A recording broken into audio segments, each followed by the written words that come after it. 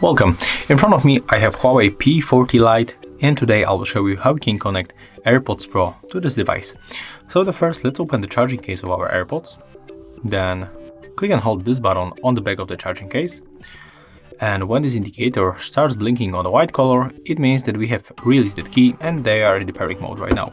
So let's move to the notification bar, tap on the Bluetooth icon, then click and hold this icon to enter the Bluetooth settings.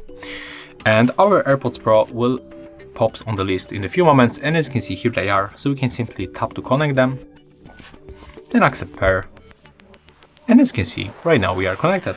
So that's how we can make it. Thank you guys for watching. Leave thumbs ups, comments, and subscribe to our channel. See ya!